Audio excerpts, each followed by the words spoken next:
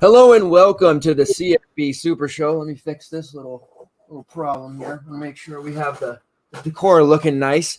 It is a fun show on tap. I am your host, Walter Waddell, aka Dub Deuce 85, and joined by Jake Kuchek this week back on Thursday so that we can talk at length about this upcoming main slate. A very profitable week of college football thus far. We're doing the weekday grind since Tuesday, a couple of action slates. We had the Fun Belt today, a CUSA game in there with a game winner from Rice. So lots of fun football going on, getting us prepped, keeping us sharp for this Saturday, which is, of course, the culmination of the week and where we really want to bring it home and make lots of money for everyone. College basketball coming up. I do have a lot of shows, content planned. There's still going to be college football content every day starting on Tuesday. Jake's going to step in and help me with that. We'll have written content for every single slate from Tuesday through Saturday. Also, we'll have college basketball content, slate write-ups for every single day that there's a slate. There'll be a show on Sunday night at 9 p.m. PST covering that first slate of the season, which is Monday. It's already up on DraftKings prices and everything, so delving into that, lots of fun. Just got done doing some preview shows with A-Stills. Those are on the FTN channel. Make sure you check those out. And then, of course, the rest of this week, there'll be content a lot out tomorrow, and then the Saturday morning Q&A show at 8 a.m. PST. So lots going on. My man's Jake is back in the co-pilot seat for the main slate. And, last week was a pretty decent one. Ended up, you killed PrizePicks again. We had a pretty big call on our guy Brock Bowers. He came through. We joke around the flow chart thing. It's not a real thing that we do, but if there is a flow chart on Brock Bowers, it's competitive game, play, not a competitive game / blowout, don't play. Yeah. And sometimes you can still play him in those games, but in competitive games you can definitely play him. And he was like 1.8% owned, and I think that 1.8% was just like a handful of people from the Discord, and it was nice to see him have a breakout game there, score 30 fantasy points, and now he's coming into this week with a date with Tennessee, and it'll probably be a lot more popular, so we'll get into that and everything else. How was your weekend last week? I know PrizePicks went well, but DFS and everything else, and how's the week going, man? You feel good about this weekday football or what? Yeah, man. PrizePicks did well. I had main slate. I had two dudes that I dropped in the Discord as kind of like a last minute, early Saturday, just kind of gut feeling guys that I'd been on all week and kind of when I was not really seeing their names mentioned anywhere, going for like some GPP looks. Was on Parker Washington pretty heavy, and was on Dan Edwards from Georgia pretty heavy, and both of those just absolutely smashed. Parker Washington was less than 1% owned, and he was also a big part of my PrizePicks. I stacked up that Ohio State Penn State game in PrizePicks, gave that entire thing out on the show last week. On Wednesday, I think, was when we did that. So hopefully we got some people following along. And we did pretty well on the evening slate too, man. It was so high scoring. It was like just touchdowns everywhere. I scored well over 200 and like in my main lineup, and I did okay. Like definitely cashed into like some decent cash. But, usually you expect to be close to a ship. I did get, I want to say like 39th or so in the big $15 on the main with one of the Parker Washington lineups. So overall, yeah, very, very profitable day, very profitable weekend. And then actually hit an NFL PrizePicks 4-banger on a 250 bet, which I don't typically do. So got to parlay some of those winnings into, that's like a quarter of the air conditioner budget right there. So we're looking good. Yeah, man. And this is about, we kind of linked up last year, right? Like a week or two before week 10. And that was really kind of started off good relationship. We were making money, and the first couple of weeks we've been doing well, but it's kind of a settling in period. And now that we've got enough data and we're feeling good about stuff, we're kind of hitting our stride. And last week, especially, you had those nice calls on the PrizePicks side, and Parker Washington was somebody briefly mentioned on the DFS show, but Brock Bowers, Mo Ibrahim, and Tank Bigsby were the three that I was like super high on. The rest of the industry really wasn't. And Mo Ibrahim being so cheap as he was, it was like, why aren't more people wanting to play him? Tank Bigsby ended up, he scored a touchdown. He didn't play much in the fourth quarter for whatever reason, but he ended up doing quite well. Yeah, he started hot like that. Yeah. That halftime, he had the flames going on the icon. Like everything was kind of going our way with Tank Bigsby, because I was on that too. That was a part of that lineup. I rolled with you on that, and you thought he was kind of going to push like a 30-35 point game the way things were going, and didn't quite get there. No, he had some nice PPR work. He had like 5 or 6 catches, which kind of saved it. And then, didn't play a lot, but it was nice. That slate, I was just under 200 points on that one myself, and a near takedown. I needed Maven Anderson to score a touchdown, but he didn't get there for Cal. So a really good day. And then, you did great with the night slate. I played like a million running backs. I played 4, and that still wasn't enough. And it was a high scoring slate, and made some money. So the show rolls on. We have some people here checking us out in the live chat. If you guys are watching live, thank you for the continued support. Make sure you hit the like button. You guys have been doing a great job with that, interacting after the show. I've been going back and looking for comments and stuff like that. So let's just delve into the slate here. We have 14 gamer. We're going to focus primarily on DraftKings, as we usually do. If anybody is watching that's a FanDueler, definitely make sure you ask those. FanDuel slate typically a little bit different. They run off a couple of afternoon games into their main, which typically are on the DraftKings night slate. So there's a little bit of overlap there with the games and some variety, but focusing primarily on DraftKings, we'll go position by position, highlighting our kind of like we did before, top 3 quarterbacks, and then we'll kind of, go back and forth and on anyone else that we're looking at. And after the positions, we'll talk PrizePicks, any betting opportunities, any additional questions that people have, and then we'll head out of here with another weekday slate tomorrow to finish up with my Huskies on it, and a 3-gamer to kind of finish wetting our whistle before the main event. So let's delve into quarterbacks. We'll start off with you, my friend, and you can give us your top 3. It's a CJ Stroud slate again, so maybe he's going to be your guy, and of course Bo Nix the Eternal, who's almost 10K at this point, but he keeps producing. So who are the 3 quarterbacks that are really kind of making up the top of your priority list right now? Yeah, as much as I would love to get to CJ Stroud at 9-1. This is not going to be a competitive game at all. And not only that, there's like 35-mile-an-hour winds, probably going to be some moisture mixed into that. Like it's going to be a messy game. There's no need for CJ Stroud to do a whole lot. So probably not going to go there this one. I do have a lot of interest in the Ohio State running game. We'll get to that in a little bit. So in terms of guys that and I will start out by saying this, to me, reads as much more of a running back slate than a quarterback slate. I'm not super excited about these guys, but the guy that I'm going to start with is probably going to be Drake May. Just all kinds of production against all kinds of opponents. Has mixed in at least 10 carries in pretty much every game, besides the first game of the season. It was kind of a blowout. Hasn't seen the end zone quite as much on the ground, but threw for 5 touchdowns and 388 yards last time out. Throws for he's almost kind of turning into a Sam Hartman that also runs the ball a decent amount. He's good for 303 and has some upside on the passing game. And he's going up against Virginia, who, typically you would go UNC, UVA.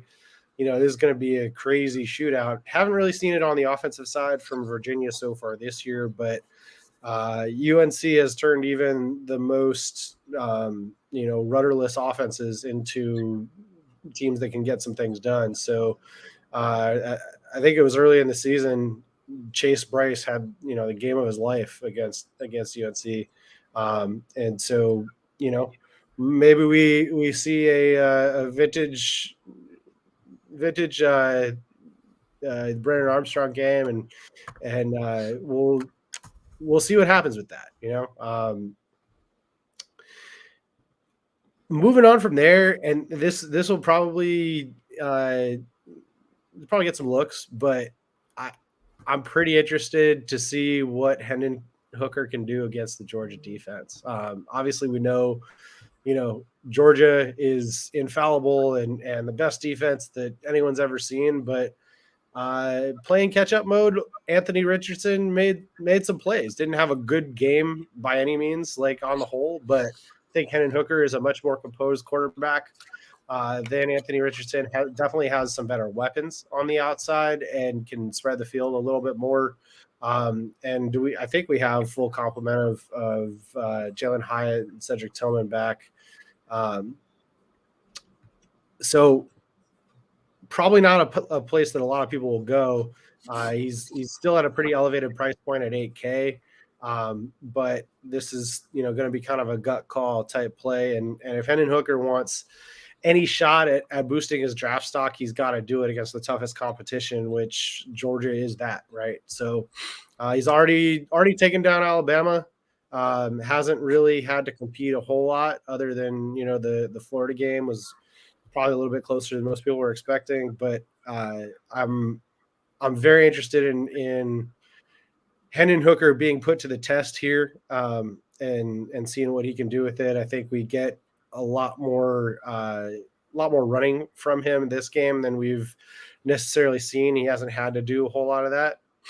And then staying in kind of that same price range. And this is kind of a function of maybe only wanting to use one quarterback. And so we can afford to pay a little bit more, go up a little bit. Dylan Gabriel at 7-8. Haven't necessarily seen, huge games out of Dylan Gabriel. He's had some tough matchups. Baylor, no exception, but he's got this game at home. And, if he's going to have any shot at being even in the conversation of a draftable NFL quarterback, we've got to see him elevate his game a little bit. He's shown out a couple times, Kansas State, Nebraska, before things got out of hand. He looked really good in that one too. Last week against Iowa State, didn't have it. But I think we do see kind of a shootout type game against Baylor with a lot of rushing yards available for Baylor and a lot of scores being put up, and then Dylan Gabriel having to be competitive kind of throughout the game and that one. So I like all three of those spots quite a bit. Yeah, man. And some of the most recent Heisman, just to talk about Hendon Hooker here for a second, Heisman odds have him like plus 200, plus 250 in places, right behind CJ Stroud and well ahead of guys like Caleb Williams and Blake Corum, at least right now. So he could maybe even solidify that Heisman with either a huge performance or, some kind of come from behind win or pulling it off here. So we'll see. Looking at these Heisman odds, Tyler Shook is here for some reason. He hasn't even played, so that's kind of weird. But yeah, Hendon Hooker, man, I like that. He's at this point he's matchup proof. When I thought LSU had a decent defense, and before I found out they were a paper tiger, I kind of had to be off of Hooker to see if he could do it, and he did, and I'm convinced. So I like it. I'll find some other options here, but I think to me, Drake May is probably the top. So I won't repeat what you did, but I think if I'm going only one quarterback, I think I have to kind of circle him.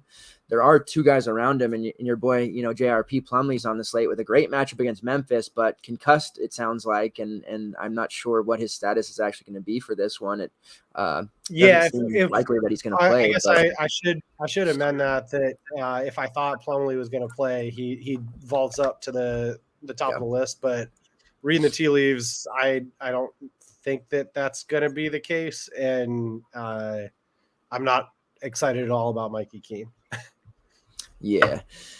It's a great matchup. Memphis defense gives up a lot, but yeah, without Plumlee being healthy, and that's another one of those we said all the time with concussions. You're either good to go or you're not. There's not really any in between. So he hasn't been practicing, and we're pushing into Friday, so it doesn't seem likely there.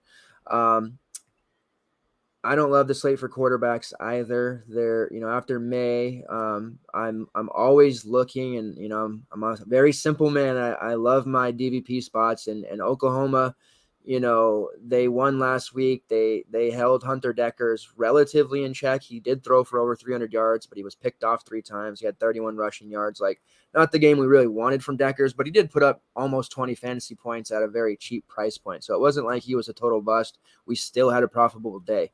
So going with these cheap quarterbacks, the last 3 weeks between him, Curtis Rourke, and Michael Pratt, it hasn't really worked out that well. And every week I say to myself, I better pay up at quarterback because, messing around with these cheap guys, I'm getting myself in trouble. But here I am in another week with a cheap guy staring at a really good matchup against Oklahoma and a game that I'm probably going to be betting Baylor. Blake Shapen sitting there at 6-1 and a guy with a little bit of rushing upside, although he has 3 fumbles in 3 games. Hasn't looked like a great passer recently, but a matchup against Oklahoma has a way of really making somebody look a lot better and getting healthy. And the 2 really porous defense he's faced lately, West Virginia and Oklahoma State, he eclipsed 320 yards in each of those, had over 20 fantasy points in each. I'm not expecting, some big 30-35 number, but at 6-1, I don't need that. I'm just looking for that 20 to 25 number that I, eked out from Deckers roughly at that price point. So I like him a lot in this spot. They're going to, like you mentioned, run the football a lot with Reese, and that's probably where people are going to go here against Oklahoma. But I just think that passing-wise, Shapen could end up seeing like 30, 35 attempts. And if that's the case, he has enough weapons there between, Baldwin, Gomes, Presley, Sims. These guys are all fairly productive options, all relatively cheap aside from Baldwin, by the way. So I definitely am going to continue to attack Oklahoma. I don't expect any ownership to be on him, especially if Reese is going to be the one that pulls all this ownership from the Baylor side. But typically taking quarterbacks versus Oklahoma has worked quite well, and I'm not ready to abandon that ship just yet. So Blake Shapen is a guy I'm certainly looking at. Circling over to the Tulsa-Tulane game, Davis Brin is sitting there at 6'2", Michael Pratt at 6'3". So again, some cheap options here. This just kind of shows you that the quarterback spot's not great. Like Spencer Sanders would be a great option, but he's banged up. They have been taking it really easy with him. JRP's hurt. Like some of those guys that I would like to talk about, I'm just not so sure they're going to play. And even if they do, Sanders kind of had his cage rattled a little bit. So looking at these did Davis Brin get hurt for part of the last game or something? Is there a reason that he only 16 times? That one I know they ran a lot, but I don't believe they had anyone else throw it. Let me see. I know he was been playing hurt the last 3 games since he got really injured in that.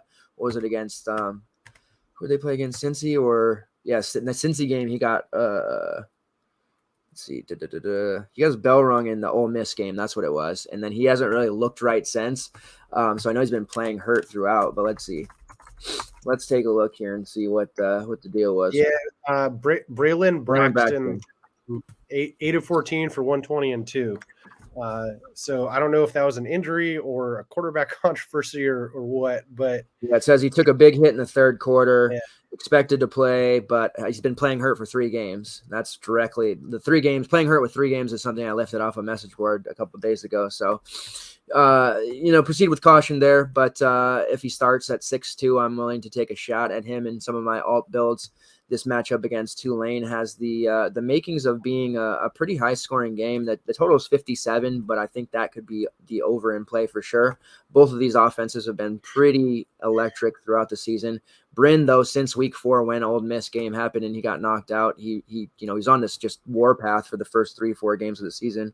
Hasn't been as good. So, if something happens where he's not in, then yeah, obviously back off. But he's thrown 30 plus passes in the 2 games since that Ole Miss. And I think that at 6'2", that's a really cheap price to don't at least, speculate on.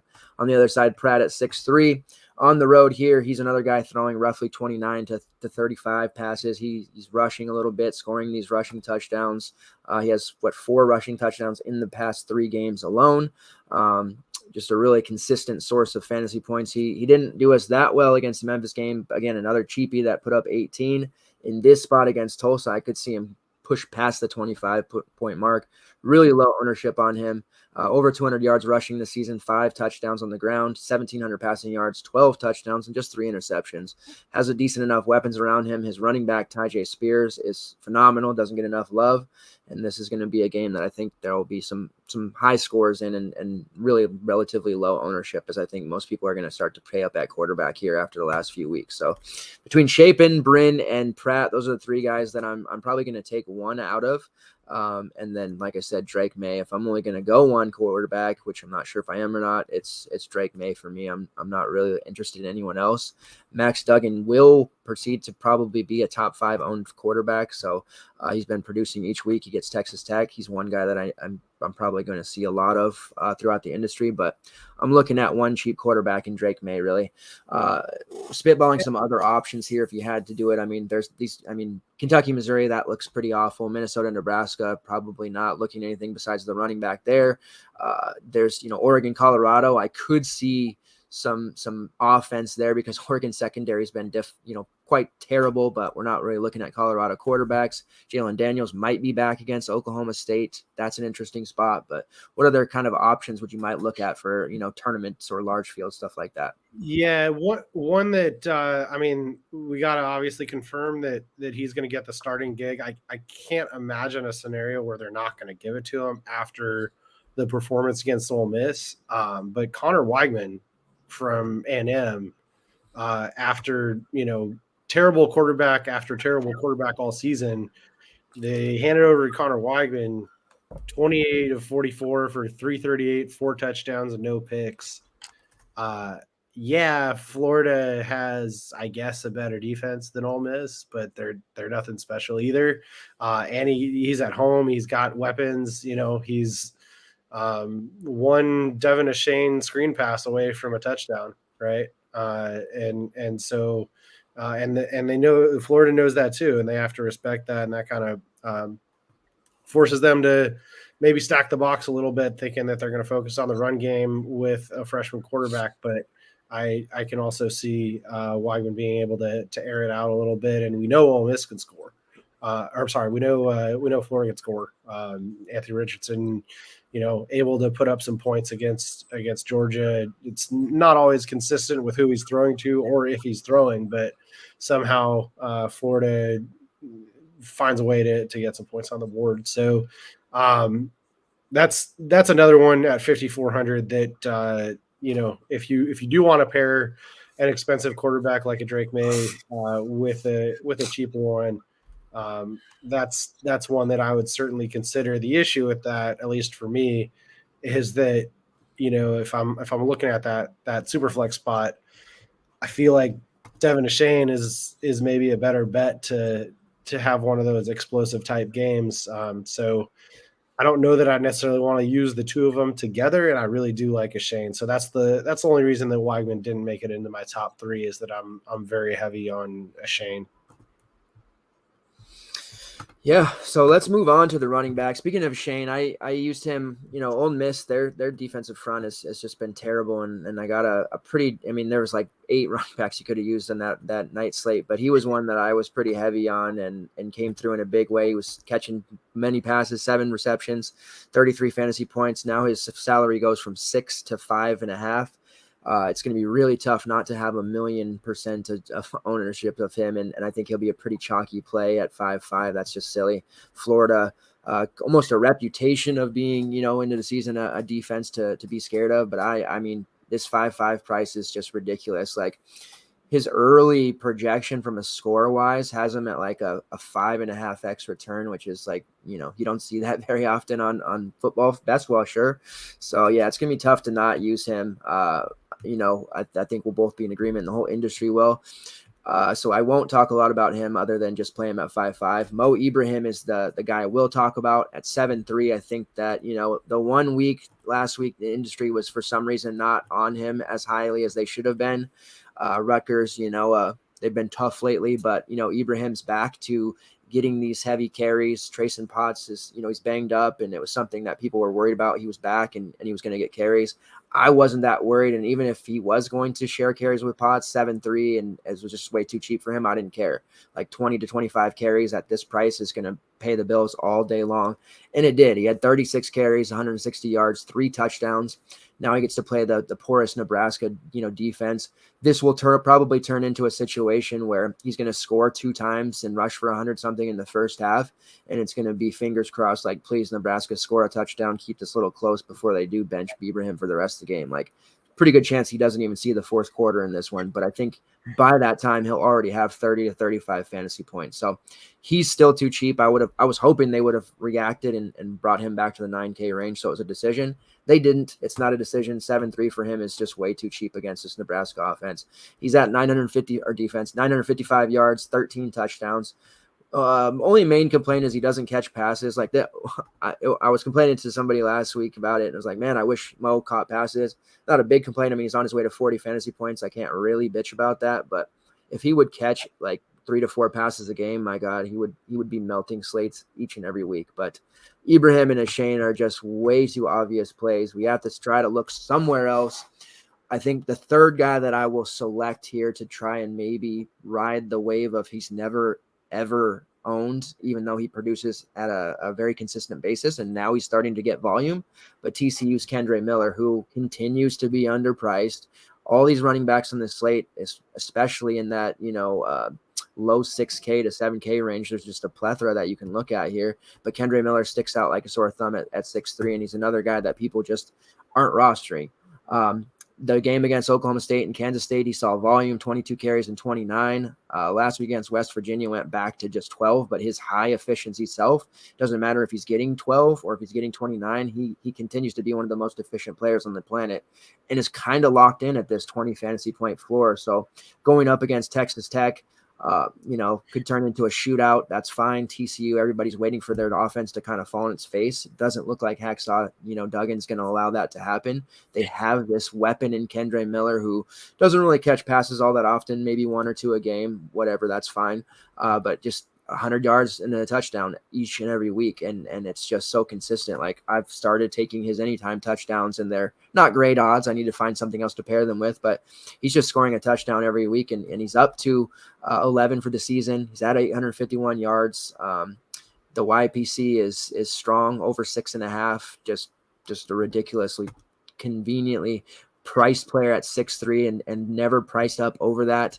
And again, people just don't roster him. And I think what's going to happen is people are going to come in here and they're going to see it, Israel, they're going to see Mo, they're going to see Shane, there's going to be some Reese Love.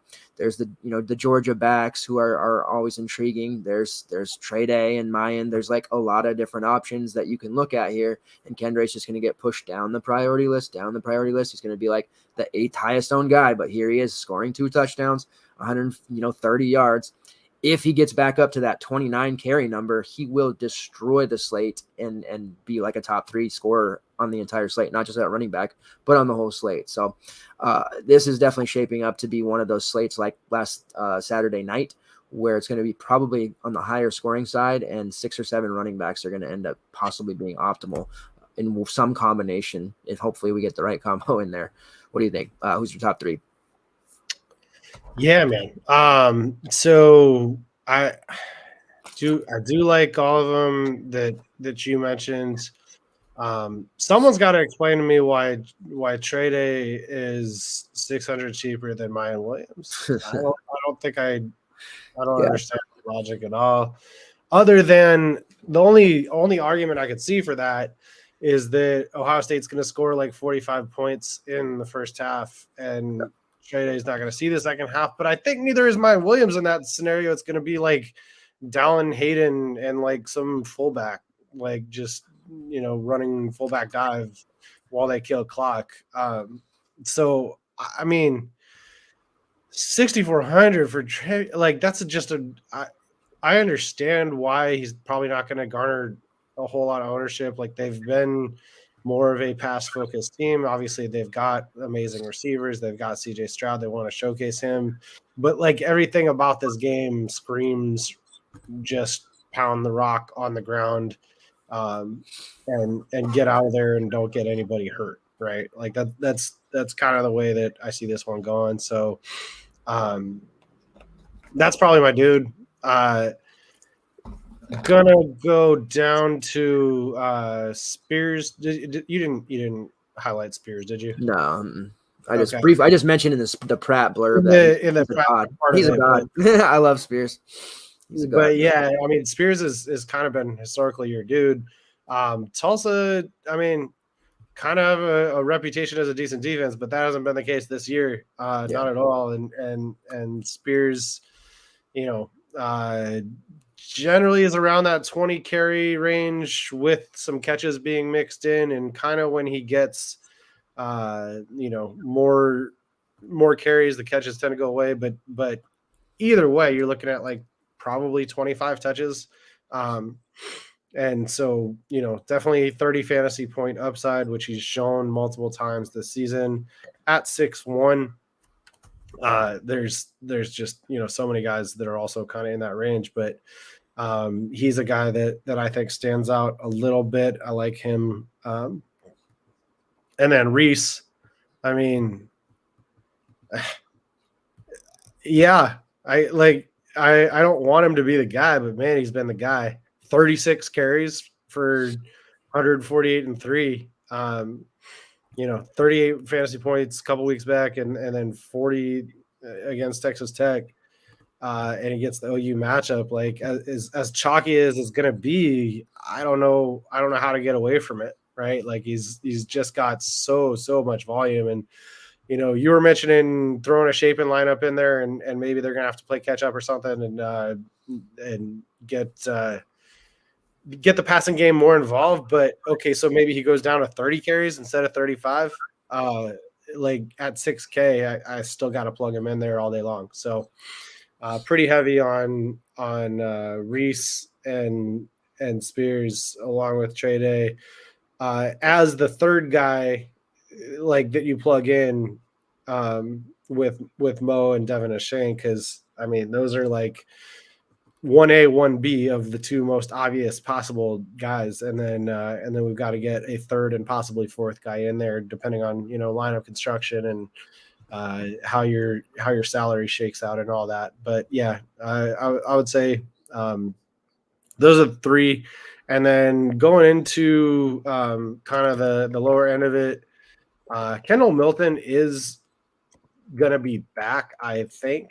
But Dan Edwards, man, 12, 106 and 2. Previous week, 1049 1, 1283 and 3, 1051 and 1. Scored a touchdown each of the last 4 games they've had. Finally got over 100 yards and got a second touchdown in the same game on only 12 carries. Like, you know, he's not going to get the 30 carries that Reese is going to get, right? Like, that's no Georgia running back's going to get 30 carries. Maybe he'll get 15 because he's just been so efficient. 8.8 yards a carry against Florida. And if he does get the 15 carries, he's probably not going to do is see much of the passing game. So you are going to need to see him on the ground. But importantly, you were seeing him kind of at the end of drives. So he was, you know, they would have McIntosh as the guy that is between the 20s, and then Edwards come in, finish off the drive. And, you know, that's what you want to see. And at 4,500, he could be a guy that opens up. Not that we need salary a whole lot, but could be a very low-owned guy that opens up some salary for, you know, a third very high-end receiver or something like that, instead of using somebody like a Reese or a Kendra Miller or a Spears. So that would be my only other kind of GPP dart type guy. And he worked out really well as in that spot last week too. Yeah. So Reese, man, like the injuries just have piled up for Baylor, and he seized it and taken control, and good on him, because that volume has been great. Tay McWilliams has had the concussion since the beginning of the season. Must be real bad, because there's talk of a medical red shirt for him now, which is disappointing, because coming into the season, I was really excited about the hype that they were talking about him being this, machine of a pass catcher and a runner, and it just didn't come to fruition. Craig Williams, who's kind of a tank, he's dealing with a head injury. It sounds unlikely that he's going to go, and it's really just Reese and Quaylen Jones, and Quaylen's getting 8 to 10 carries a game. He's factoring into things. He's scoring touchdowns, but Reese is just getting so much, and that Shapen injury that he suffered a couple of weeks ago, they're just relying on the run so much. He still saw the volume against Texas Tech because that was the nature of those games, but yeah, man, the decision is going to be tough because it's clearly a 4 running back slate. Like I'm to that point now in the season, and this is about where I started really harping on it last year. I think Mo and Deshane are 2 locks in the main lineup. I don't think it's really much of a discussion. And then for me, I've got 2 spots to decide between Reese, Kendre Miller. You make a good point on Henderson as well. We didn't even really talk about, Israel just yet, but Tyjae Spears. So I got Spears, Reese, and Miller competing for 2 spots, and that's going to keep me up because I just know the one I don't pick is going to end up going off. And in college basketball, I do the MME thing quite a bit, but in football, I typically run one lineup in a majority of my contests with a couple alts. So I'm going to have to make a decision there. Other running backs, though, Israel, Abanconda, he's 7-7 going against Syracuse. It's not the best matchup on paper, although he's at home, doesn't have to play in Syracuse field and deal with that noise. 320 yards, 129, 127 in 3 straight games. Volume's extraordinaire there. Hammond kind of came back. There were murmurs about, his volume will come back down. And I was like, what are you talking about? Why would that happen? He's an incredible beast of a man. And the YPC is not great. He's under 5, but they're going to continue to give him the rock. He's going to keep scoring touchdowns. He's going to keep getting 100+ yards, but 7-7, it's making it difficult. He's probably more in that GPP category now, but you definitely have to consider him each and every week because he's going to be one of those guys that's just putting up 20+ fantasy points. And if one of these other guys who's in an obvious spot inevitably has a down game, somebody that went with Israel, was going to jump them, and then, they'll have some other pieces or whatever. So I definitely want to, highlight him and say that he's a guy that's just a workhorse beast that's going to continue to produce. Kind of like Evan Hull for GBP. I wish he would have been like 5-1 or something, so it'd be a real serious consideration. He catches a lot of passes, so the rushing is probably not going to be there against Ohio State, but there'll be a lot of dump off passes to him. He's been hovering around 3 to 4 catches every single week. He has 45 receptions on the season, actually, 461 yards and 2 touchdowns.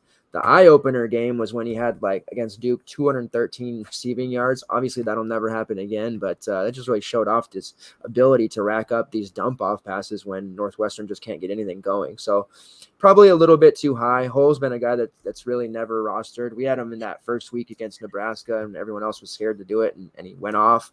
Just hasn't been a good shot to use him just yet. And I also want to talk about the Penn State kids.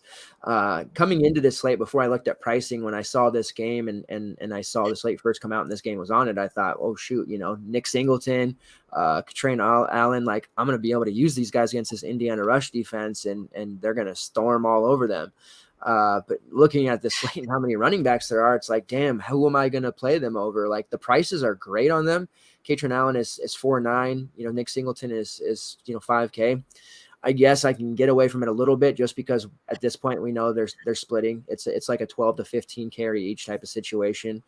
They're both capable of scoring with those touches. We've seen either of them go off in their own right. Singleton might have a little bit more pop at times, but he hasn't been over 100 yards since way back in the season, week 3 approximately, when we were saying don't sleep on Katron Allen, he's going to get more carries, and against CMU he had 13 for 111, and then ever since then he's been just 21, 13, getting a bunch of work.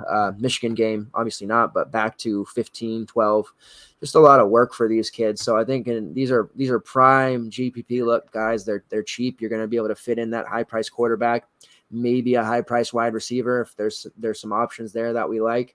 But Singleton and Allen, they're probably not going to both go off, and that's why it makes me nervous to try to take one in my main. But one of those guys is going to just absolutely gash the hell out of this Indiana defense and end up being a large field GPP optimal. But I can't touch him in my main build just yet, unfortunately, although I really wanted to. It's just not going to work out. One other dude to mention on running backs, and this kills me as guy that in my season long heavily invested in the UCF offense and have both Plumlee and Isaiah Bowser. But the dude that was the man for UCF against Cincy was RJ Harvey. 18, 84, and 2. Most rushing attempts of the year by far for Harvey. I don't know if Bowser got nicked up or they were just like, hey, this dude's good. Let's give him some more run. But 18, 84, and 2 with, another catch that went for 25 yards after putting up 7 catches for 77 yards the week prior against ECU. I think, he might actually be primed for a sizable role here. And at 4,800 against a porous defense like Memphis, probably you don't want to ignore that one completely either. Yeah, because if they're going to have to go with Mikey Keene, there's going to be a lot of rushing. It's going to be more available for the running backs, and you're not going to have the quarterback taking off so much. And and I got to say that RJ Harvey is who I wanted Johnny Richardson to be, and Richardson had shown flashes last season, but just didn't work out this season. But that's what all those times I'd talk about Richardson, and people would be like, "Why you love this guy so much?" And it's RJ Harvey is who I really thought he was. I kind of had that exact thought when he started to like bust out a little bit. I was like, "Well, we got the backup running back from UCF going nuts here, but it's not the guy that it should be, right?" Yeah. But you can't anchor onto that too much. Sometimes you got to just roll with who the coaching staff puts out there, and it could be a decent opportunity for an RJ Harvey week. Yeah, no, I like that. This is shaping up to be a strong multi-enter week with just rotating those running backs in and out in different combinations and hoping that you hit the right 3 or 4, because there's a lot of juice on this one. All right, so moving on, we're cruising right along here to the wide receiver position. This is one that I'm going to be relying on you for, because looking through it, outside of well, I'll have you start, but outside of Brock Bowers, who I'm clearly going back to, I don't know, man. I don't. There's some guys I like, but nothing that I'm super like, I have to play this guy. So I'm looking forward to hearing what your take is on the wide receivers here. So yeah, first thing, stop the presses. No interest in Harrison, Egbuka, or Fleming. I'm sorry to say. Oh my God. It's very, very against the brand. We love our Ohio State passing game, but there's just no reason to use that. I mean, and it's a frustrating thing to commit to, because what'll happen is you'll see in the first quarter, Stroud's going to throw for 3 touchdowns, and one guy might get 2 of them, and you see, oh, holy cow, Egbuka's got 80 yards and 2 touchdowns, and it's only the first quarter. And it's like, well, yeah, but he's not going to play past the second quarter. So, you can't start to get excited. Northwestern's obviously not going to keep pace. It's like a 38-point spread. And so just, try to avoid the FOMO tilt with the Ohio State passing game this week, because it's going to come early, and then it's going to peter off late, and those guys won't be on the field. So who am I on? The guy that's kind of been brand, and I'm going to go back to it, and it worked out pretty well last week, both from a DraftKings and a PrizePicks perspective, was Josh Downs. Getting that chemistry with Drake May after, he's been decent all season. He had some injuries nicked up early on, and finally getting him in a groove where we can kind of expect the certainly double-digit targets and probably also double-digit receptions going forward.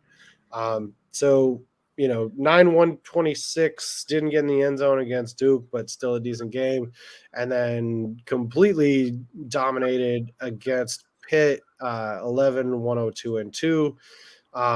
And was still managed to be a little bit overshadowed by Green, just because Green was at such a lower price point. Green was at 10-180 and 2, so did put up a higher score, but it was more the fact that I want to say Green was at like 3,900 or something ridiculously low. And he's had 2 good weeks in a row as well. But his price is up to like $6K now. And so definitely have interest in both, probably more so in Downs, because I think that's going to be a little bit more consistent. And I think the talent level is a little bit higher, but I could also see the argument with so many cheap running backs that if you want to stack it up and use Drake May at the quarterback position and both of those receivers, probably takes you off of Mo, because I think you'll need another cheap running back in there to do that, but could be a very interesting and contrarian build to just get all of the exposure to the UNC passing game against a pretty rough Virginia defense. So that's Downs is who I'm on, but I also have interest in Green. And then, I mean, it's tough to continue with obvious plays, but Quentin Johnson from TCU, he had the huge breakout game against Kansas with the 14-206-1, followed it up with 880-1. He's been kind of just okay the last 2 weeks, but Texas Tech is definitely a matchup where he can get back to the elite production, the 30-plus fantasy point game that we need to see out of him at that $7,400 price point in order for him to be, kind of required in a lineup that does well. So, over 100 yards and probably a score against Texas Tech is something that we should expect.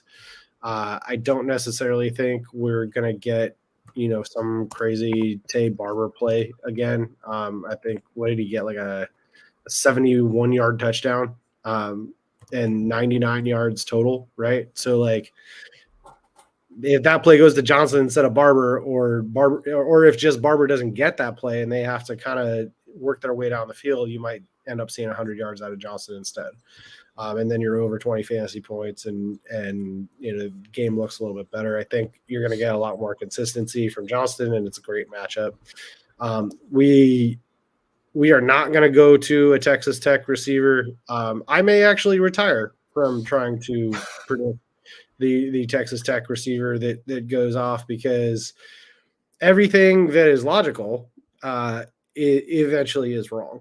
Miles Price, he was back, and all the beat writers and the tea leaves were like, oh yeah, Miles Price is going to get back and be the top dog, and he got one catch for 16 yards. And I was a little bit bitter about that because I had a good amount of Miles Price on that last slate. Who was it? Was it Xavier White? No, Xavier White had 2 catches for 45 yards. Was it Duran Bradley? No, Duran Bradley had 2 catches for 44 yards. Like, come on, guys. You gotta figure it out. You've got like 7 good receivers. Let's figure out which one of them is going to be the alpha and start funneling passes to them. So yeah, I'm not, even though that's a juicy spot. And actually, like, I don't even know who the quarterback's going to be or if there's going to be a quarterback. It sounded like all 3 were going to play, and that's just a mess. And that can lead to things like not having a big game from any receiver. So, I'm probably not going to go there, even though some receivers probably going to have a good game on the Texas Tech side. I am pretty interested in Muhammad, who for the second time this season got over 100 yards and a score, but for the first time got as many as 8 receptions. Probably some correlation with Connor Weigman, who's an actual quarterback, throwing the ball at Texas A&M, and Muhammad getting 8 receptions. 8, 112, and 1 was the final line. His highest score of the season. He did put up 6, 110, and 1 earlier, but otherwise has been pretty lackluster. But the most important thing is his price is still only $4,700. A lot of people, I would imagine, are going to flock to Stewart, which is going to be also a good play with Weigman back there, but elevated price point up to that 6K number, 688 and 1. And you could also get Green from UNC for the same price. So it really just kind of depends, man. I mean, if you end up going with Drake May, you probably end up with Green there. If you end up going with Weigman, you want to double stack Stewart and Muhammad, or you want to do the just complete onslaught of a Shane, Stewart, and Muhammad with Weigman. And by the way, if you do that, you have to play AR on the other side and probably one of his receivers, because you're committing to like a 55 to 47 type score if you have that many players in the game. Which, hey man, crazier things could happen. Neither of those teams have been particularly good on defense compared to how they typically are historically on defense, and so that would be an interesting construction. I might have just talked myself into doing a little bit of that, but I think Muhammad is my favorite one of the bunch due to the price point and where else he allows you to go with your receiver options and some of your running back options at more elevated price points. So my three main ones will be Downs, Johnston, and Muhammad. Yeah, and part of the other reason last week was so easy on the night slate was Evan Stewart was under 5K, Green was under 4K, and it was like I just plugged in both and just was, I don't care how they performed, and I did the unconventional thing of playing Stewart with the Shane, and that even worked out. So glad to see their prices are up. I think Stewart's got something cooking with Weigman and definitely in play. I like the Moose call over there for a little bit more on ownership. I was excited to see that Green's price has gone up to 6K because I didn't want to have to play him. I mean, it's a good spot to use him if we did, but I just thought it'd be stupid to have him at like 60% on a 14 gamer because they priced him at 4K. So I'm happy that he's up. Number one is Brock Bowers for me. I'm just going to go right back there. I'm expecting company this week. Not in the sense that they'll be coming over to my house for dinner, but a company with Brock Bowers ownership. I don't think he'll fade in the second half of this game like he did against Florida. It's just turned into a situation where Georgia kind of extended the lead there. Florida, they popped a little bit in that second half, but then they extended the lead and Brock just wasn't needed. The running game was doing so well, and he just kind of faded off in the sunset like he sometimes does. This game against the Vols, with offense being so plentiful on both sides, I think we'll see a full 4 quarters out of Brock, which means potentially, 8 catches, 150 and 3 touchdowns kind of thing. So the price is 6-7. Maybe that keeps people, a little at bay. But I'm just going right back to him. Kind of a no-brainer for me. And then it gets a little dicey after that because Jalen Hyatt, who's got like touchdown records the past couple of games, is at 7-1. I just don't think I can use him. And I would have thought that he'd regress back to, what he was pre-Seti Tillman injury. But no, he's just like, no, this is my squad now. So I'm not looking at the Vols wide receivers. I think they're all pretty priced up. Even Brew McCoy at 5'8" with those two guys, Seti healthy in the matchup is not really worth a look to me.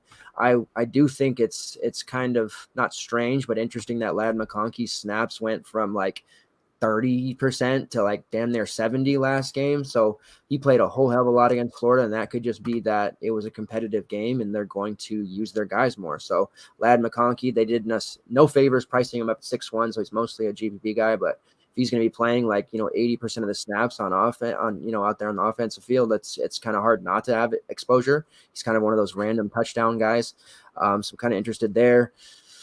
But I think number 2 of the top 3 for me is I'm going to a very strange place, and it's going to be on the Colorado Buffaloes, which is really where I get to be. Oh, I know where this is going. So the Oregon secondary has been juicy to target against, right? And part of the reason why I played Maven Anderson in my main lineup last week was not just because I'm an idiot, even though I am. I thought it was a good spot for him because, they were going to have to throw the ball. Oregon secondary is just, it's so low level, but it's like Bo Nix is playing such an incredible, amount of elite football right now that the defense can just be sucky and it doesn't matter. And what happened was Jeremiah Hunter, who got back from injury, he kind of dominated targets a little bit. J. Michael Sturdivant is becoming a star right before our eyes. Can't wait to see where he transfers next year.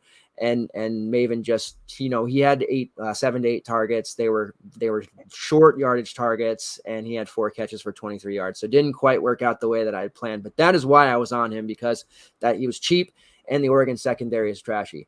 So this week I'm going back to that game plan and looking at Colorado here, who has no wide receiver above 4K. I guess it's not as like a sneaky play because I'm looking at Jordan Tyson, who is the most expensive player on their team for the wide receiver position at 3.9. I would, I'd like to be down and be like, yeah, let's use, Brady Russell at 3.2, but no, Tyson, the last 3 games, 11 targets, 7 targets, and 7 targets. Cultivating with that 5, 115 and 1 performance there last week. I know it's going to look like a fat chase, but it's really not. Even if he came into this one with like 5 to 6 targets, I would have kind of been poking around for somebody to target against Oregon because I like my DVP, and I just think that I'm going to be hard pressed not to use him. He has had 39 plus receiving yards in 4 of 5. The last 2 games against, pretty mediocre, defense in ASU, he went off. Oregon State's secondary is a little bit better, but 3-92 there. They gave him a little bit of carries, trying to do some different things there. The quarterback position for Colorado is a mess. It has been a mess for quite a few years now. I don't know why they can't seem to address it. They try to go out in the portal and get guys, and still it doesn't seem to work out for them. JT Shrout, when he's in there, does adequate enough. They've got this Deion Smith kid who looks pretty decent as a running back, which kind of keeps defenses honest, I guess. But I think Tyson he's in a spot where they're going to have to throw the ball a lot. Oregon's, it's not that they're not going to care, but they're going to Colorado. It's a letdown spot. I don't think they'll lose or anything like that, but I think that we'll see this Buffalo's offense. They'll put together some points, put together some drives, similar to what we saw out of Cal last week. And Jack Plummer's probably better than any quarterback, on the other side here for Colorado, or Kai Milner, who looked pretty good against them. He came in and threw for 114 and 2, but I just think that, that performance by Cal shows us what Colorado potentially could do at home against an Oregon team that might sleepwalk the first half, turn on the heat in the third quarter like they did against Cal, and then, comfortably get the lead, and they'll have to throw the football, 15 plus times in that last, drive or two. And Tyson's going to be the main benefactor there, to the point where I think you could have 10 plus targets in this particular game. So I am drawing a line in the sand and playing Jordan Tyson there at 3.9 in the main build at this moment.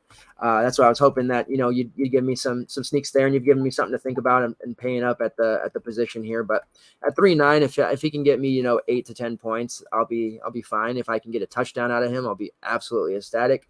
But I'm definitely marking him as one of my top 3. So wouldn't be a show without me playing some random receiver and then bitching about it later. And then my third option, I don't love the quarterback position. I don't love the wide receiver position. If I could just play all running backs on this slate, I would love to do that. But I'm looking at a guy who's becoming kind of a brand favorite for us, Caden Prescorn of Memphis, sitting there at 5.9. It's a price that's high enough. It's actually the highest price he's been all season. That will keep his ownership nice and low. UCF's defense has been pretty solid, but Memphis has a way to drag games into their pace. Turn them into kind of high scoring affairs, close games at that. And Caden Prescorn's just the main benefactor and the guy that, ends up getting a lot of the touchdown equity in the red zone, and somebody that is just well trusted within the offense. When Seth Hennigan's driving down the field, a lot of his looks are going to Prescorn because he knows that quarterback convert to tight end is going to have sure hands and is going to bring it in. 4 for 55 last game they played a couple weeks ago. Solid enough. 6 for 104 against ECU, which was his kind of high watermark, but there's a lot of, 3 for 40 and a touchdown, 4 for 20 and a touchdown, just these 12 to 15 fantasy point games. Not super sexy at 5.9. Like I'd like to see him hit 20 at that price. Sure. But I'm looking at all these other wide receivers and I'm seeing plenty of bust potential. And I'm seeing, you mentioned with Texas Tech guys, there's other teams where there's like 4 or 5 guys that could potentially pop off. Do I want to guess at it, or do I want to just take that, 3 to 5 catch floor and just hope my running backs all pop for, 25 plus, 30 plus, something like that? Kind of leaning in that direction here. I'd like it better if JRP played for UCF, because I think that would mean Memphis, would be more inclined to kind of throw it a lot more and have to score. But at this moment, it's Prescorn, Tyson, and Bowers for me. It's probably the weirdest group of receivers that I've ever kind of featured as my top guys. But here we are in 2022. So who are some other guys that you're looking at? I'm really looking for cheapies, and there's like Oklahoma State. If they have injuries galore, I think there'll be something that emerges there. But I mean, I really want somebody cheap that I can play, and I just don't know if there's anyone that we can trust. But who else are you looking at? Yeah, it's hard to really love a whole lot of the cheap guys just because you would play a cheap receiver to pay up at running back, and there's nowhere to pay up at running back because all the running backs you would pay up for are priced super low. The one guy that I will give you that I think rebounds from kind of a down week is Braden Willis. Had a rough game against Iowa State, like everybody kind of did. Week before he went 5-102-1 against Kansas, and I think this is a lot more kind of open game. I think it was like a 60 and a half total, somewhere in there. So I do like Braden Willis's involvement. Maybe we get like a 480-2 game out of Braden Willis, and that would be nice and helpful. I don't know if he qualifies as cheap in the way that you're saying it, but Deuce Watts has been pretty consistent at 5,200, pretty consistently finding the end zone, and should be able to run free against Tulsa. Haven't always seen a ton of yardage, high water mark of 93 yards this season. So it maybe gets over that 100 yards, but definitely sees his fair share of the end zone. I'm kind of with you, man. It's at least my inclination was to go a little bit higher end at the receiver position and get the savings on the running backs. It's I guess the only other spot we should mention, previous year brand favorite and in the best possible spot, Keaton Thompson going up against North Carolina. Certainly we'll see the target volume, and sees a lot of catches over the middle. Doesn't always do a whole lot with yardage. Kind of operates like a tight end, even though he's not really a tight end or a wide receiver or a running back. Kind of just a dude that ends up on the field. But 6,500, not exactly cheap either, right? So, yeah, man, I think we'll roll with your Colorado receiver Tyson as the brand cheapie. I would love to tell you that I can beat that, but that's probably the one cheap guy that I think is going to see consistent volume, and then the somewhat distant 1B have it be Braden Willis at 42. Yeah, and over on FanDuel, they have a couple extra games there, LSU and stuff. Keyshawn Butte is 5'9". Bama's tough. He's interesting, but Seti Tillman's only 5'8" there, and I know it's Georgia, but on FanDuel at 5'8", shit, that's going to be tough to get away from. I like that, and I will say there is a cheap wide receiver that I'm seeing people kind of murmur about, and a lot of this has to do with Oklahoma State's injuries at a myriad of spots, but the kid Johnson, Stephen Johnson, sitting there at 3.7. It's not like he's been doing much, but he did have 6 for 90 against Texas, 2 for 21 last week. More of a position of Braden Johnson. He's out. Jaden Bray out. JRP left the game last week. JPR. If you have it confused there, they're running out of healthy bodies. So I think that's just a case of, this guy's cheap. If you need a guy under 4Ks, he's going to potentially, be at the top of the depth chart and play against Kansas. Maybe he can churn out a 3 or 4 catch game, but that is somebody I'm seeing talked about, but I don't like him very much. I'm kind of sticking with my Tyson play there, but just inclined to kind of mention that I'm seeing him be talked about here. Yeah. I mean, the only thing that I would say to that is your choices at quarterback for Oklahoma State are an injured Spencer Sanders, who was ineffective, or Gunnar Gundy, who hasn't shown anything, right? So I wouldn't gravitate towards an Oklahoma State receiver just because I don't know what to expect out of that quarterback play. Yeah. That's one of those ones where, yes, I like the matchup actually for both teams, but I don't have any confidence in either of those teams to be able to peg a receiver on either side. So, man, I don't know. I'm starting to kind of like the build I'm playing with here. All right, so that's pretty much the slate. We're going to get into PrizePicks here next. Just covered that in about an hour, so we're flying through here. What would be at this moment in time, pending changes, injury news, all that good stuff, a 3-man core for you, Don't worry if it's chalky, then that's fine. But who are the 3 guys that you're gonna hang your hat on here? And you're usually good for one like line in the sand play too. So not to put you on the spot. Yeah. But. So we'll go with Drake May, Devin Ashane, and I guess I have to throw a receiver in there, huh? I'll go Josh Downs since I went Drake May at quarterback. Okay. Yeah, I like that. For me, anytime Mo Ibrahim's under 8K, let alone 9K, 8K, all that stuff, he's in there. So he's a core. Brock Bowers is the other core. And then I gotta be kind of I gotta mirror you on the quarterback because Drake May is like the first click in for me. So he's definitely the core against Virginia. And if I'm not able to get the downs or I don't want to pay for Green, then I'm kind of hoping he's just gonna rush a bunch of touchdowns in. But I think he's kind of the clear top option for me. And if I can get away from taking a cheap guy this week, Blake Shapen, then it's Drake May. So Drake May, Brock Bowers, and Mo Ibrahim, but obviously love a Shane. That price is so stupid. All right. So we're going to PrizePicks now where you've got a nice streak going. We've been, putting up some good, 4 and 5 pick plays there that people have been tailing. And we know these numbers have changed earlier in the week. We typically like to load the tracker up, but what are some of the ones sticking out that you've already gotten in and ones that you're now looking ahead to that may have, populated or been generated in the last day or two? Yeah. Let me just make sure that these are still kind of where I hit them or at least close. So yeah, Travion Henderson, 15.5.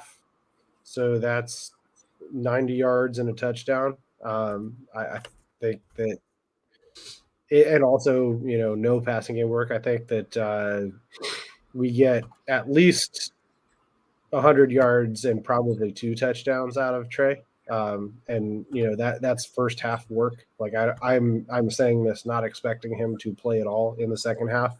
But I think they're projecting that, but probably a little bit too hard, given that he's a running back and they will be focused on the running game.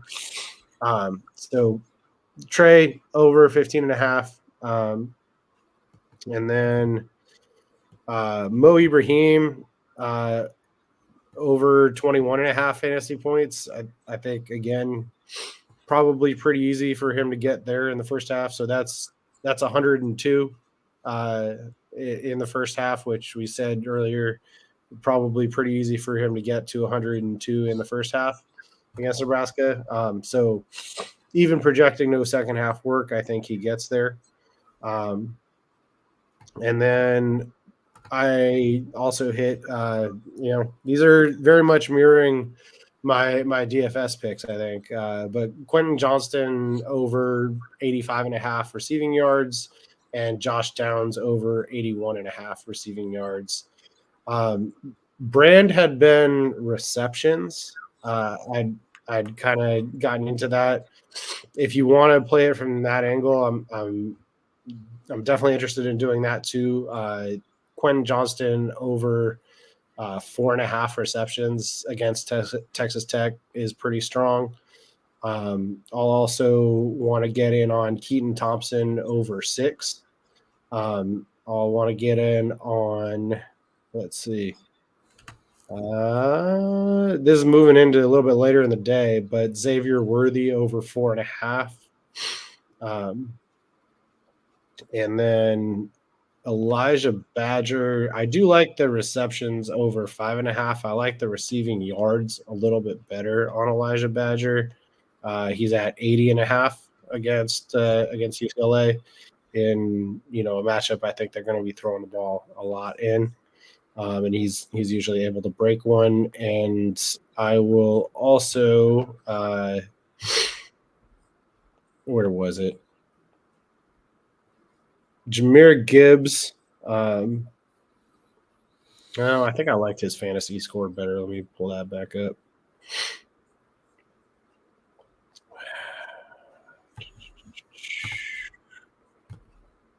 If you have it easily, hit me with the number. not seeing. Oh, okay, yeah. Jahmyr Gibbs 21.5 fantasy points against LSU. That was kind of the last one that I wanted to throw in there. Like those. Mine are kind of, I have some I really like that are late in the day, but first, Kendre Miller over 19.5 fantasy points. I don't want to necessarily stick my neck out there for his 107.5 rushing yards, although I think he does hit that, but his propensity to guaranteed score one touchdown and hit like 80 yards is going to put him pretty close, and then he'll get over that with the 100. I will say rushing yards has typically been mine over the last year or two, but they are really jamming these running backs with like 125, 140. Like there's some high ass rushing totals here this week. So I'm looking at the fantasy total for Miller because like they have Chase Brown at 140.5. Like then he might hit it, but I mean he might hit it, but like that's a hard. I would rather just see him get in the end zone a couple of times and Yeah. So I'm off that one. But Kendre Miller over 19.5 fantasy points. Really like that. Mo Ibrahim over 21.5 fantasy points. I think, that's pretty strong. You'd mentioned, Mo as well. I do like, there's some later ones here, but I do like the Richard Reese with the amount of volume he's getting. They have him at 102.5. Like I saw that one too. Yeah, that was another one. Kind of looking there, but then you see like they have his fantasy total at 20.5. So like what's safer? It's one, he's going to hit both probably. So I'm kind of looking at both of those. If I had to pick just one, I guess I would lean towards the 20.5 because there's no other real running backs. Cleon Jones is there, maybe, score one touchdown, but Reese could potentially score 2 or 3 here. And the 100 yards will come as well. So I'm looking at that as well. And then the later games, there's 2 that just really stick out. The rushing receiving combo yards is another favorite of mine, but brand favorite for the late night is Dedrick Parson for Hawaii, playing against Fresno State, a rejuvenated, with Jake Haener back, but they have it at 80.5. He's kind of like Day Hunter. I was disappointed to see Liberty not on the fantasy slate, by the way. But he, catches 35, 40-yard games all the time. He rushes for 50, 75 yards all the time. So 80.5 is really just asking for, minimum game for him. So I'm all over that one. That one seems crazy low. And then the receiving yards, going back to Cal, I'm suddenly becoming the J. Michael Sturdivant drum beater, but 16.5 receiving yards versus USC. Dynamic offense that USC is. The defense has given up a ton of yardage points and fantasy points to their opponents, and I think J. Michael Sturdivant is clearly becoming the number one guy, even jumping ahead of Jeremiah Hunter to the point where he's kind of locked into these like 75-yard games or more, and I think he could see 100 plus. So 65.5 feels too low for me there. I'm writing that. So there's a couple of later ones there. The running backs that I would normally look at, they're all just jammed super high. Sharp's at like 125.5. It's just kind of tough for me to really get to any of these ones. There is and even Brock Bowers' number at 70.5 receiving yards. Like I think he's going to have a big game, but I would probably lean into his receptions a little bit, which is sitting at 5. I'd take the over 5 receptions for him. And then if you think it's going to be a bit of a close game between Texas A&M and Florida, and the 5-star Weigman likes Evan Stewart so much, they have his prop sitting at 62.5 receiving yards. I do kind of feel like the over there is a safer number as well. So those are the ones I'm looking at. On that same topic, and I hadn't seen this on kind of my first run through. They might have not posted the number until recently, but they have Weigman at 215.5 passing yards. Coming off of a game where he threw for well over 300. So, I think 215.5, it's like barely 100 yards per half. I think we can get there. Yeah, definitely. I like that as well. I'll probably throw that in something. I've seen that a couple times actually, where it's a quarterback that is uncertain but likely to start, and they'll kind of hedge on that number. And then after you get the confirmation, the passing yards number goes way, way up. So if you are watching this now on Thursday night or early on Friday, and Connor Weigman is no longer at 215.5, please keep in mind that we are bullish on the over at 215.5. Yeah, definitely. And there's another one too sitting for tomorrow's game. There's wind talk, like heavy wind talk for the Huskies, but quarterback's been torturing my guys. They got Ben Goldbrinson, who I actually think is the best possible option for Oregon State now, sitting at 200.5 passing yards. They like to run the football a lot, but against the Huskies, he should coast into like 220, 230. So that's another one you can throw in there if you don't mind running like multi-day plays. How are we not seeing a Damian Martinez prop yet? Come on, get that off there. I don't know, man. Yeah, he's the future is here with him now. So I don't know why they didn't put it there. They must be scared. There's like no rushing props on PrizePicks for tomorrow, like barely any, like one or two. I didn't have anything for the Huskies either. Yeah, they got one. They got Riley Leonard. That's it for rushing yards. Kind of weird. All right, so that's PrizePicks. Moving into just to give a couple of betting plays here. From what I saw, I think the total between North Carolina and Virginia sits at 16.5.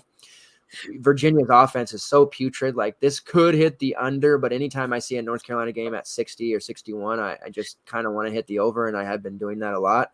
They could score 50 in their own right against Virginia, so we don't need a lot from them. Give me 14 to 21, and I think that's going to hit. So that's the first one that I'm really kind of looking at there as a total.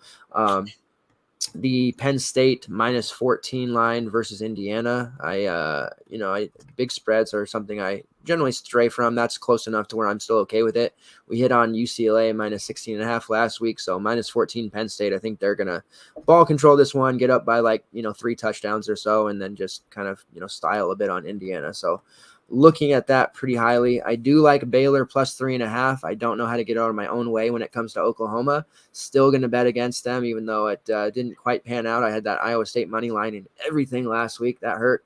And I like the over 61.5 there. That is a single game parlay opportunity on DraftKings if you want to take the over 61.5, which is a pretty low number for those two teams. And then the plus 3.5 gives yourself an opportunity to make some extra money there. Was it minus 120 and minus 110? So I can't click on it for some reason, but it does have the SGP here. And then the other game that I really like, the Liberty versus Arkansas game not being on the slate is one of the most painful experiences for me. I was really hoping it would be. The total sits at 61. There's some opportunity there. I think both of these offenses are going to score in bunches. I think the Arkansas defense is proven, and we've been able to target running backs against them, especially that Day Hunter is going to just be all over the field, potentially putting up another 200+ yard game. They're 14.5 point dogs, which even that feels like there's some advantageous, betting opportunities there. But again, another total for me over 61 points, where I don't think either team will be under 40 in this one. I think Liberty and Hugh Freeze they're having a great season. Day Hunter, my man, I'm so proud. I'm proud of my son from late night, doing so well for them. But not having that game on a DFS slate, the most disappointed I've been in quite some time in the college football season. But I think that's pretty much it. You'll have a article for the late night there. This might be the fastest we've ever done a show. Any kind of, other thoughts you want to give for this particular slate? Any, build talk, anything at all before we do head out, or want to put a nice little bow on it? Yeah. I mean, I think obviously we talked about Drake May being pretty popular, and I mentioned Connor Weigman kind of on the lower end, but the guy that I'm going to go with as kind of my gut conviction play that I think not a lot of people are going to be on is Dillon Gabriel. I think we're going to see 404 from Dillon Gabriel, and that would be a big number from him compared to what a lot of people are probably projecting. But let's go Dillon Gabriel this weekend. I love it, man. I'm a pretty big Dillon Gabriel fan. I haven't been able to use him too often this season, unfortunately. But now that he's back healthy and he had that 400-yard game against Kansas, so I love it. Like that one a lot. All right, so that wraps it up. I think a pretty clear definition of the slate here and where we want to go with things. Clearly the house of 4 running backs is in play as we sit here at week 10. articles galore out tomorrow for the Friday slate, the Saturday main slate, and then a parlay picks article as well. Jake will have that Saturday, afternoon, evening slate article right up, and then Sunday I'll be back for the college basketball show. Saturday morning, you get in your questions, 8 a.m. PST. Make sure you're asking them and the Discord, in DMs, on Twitter. I gather all the stuff that you guys ask or mention or bring up and just answer it on the air there. Kind of a fun little thing that we do. But that will wrap it up. Again, this is an all-time fast one for us, and cruise right along. And best of luck to you on Saturday, Jake, and hopefully seeing screenshots at the end of the day with you winning multiple thousands of dollars at PrizePicks, and that we get the takedown there at the DF. We've had some really close calls. At fifth last week in the 27. You've had some close calls, and that takedown is it's so close. So let's finish the deal this weekend, and week 10 get our first big takedown and be able to talk about it. So thanks everybody. Take care, and I'll be back Saturday morning.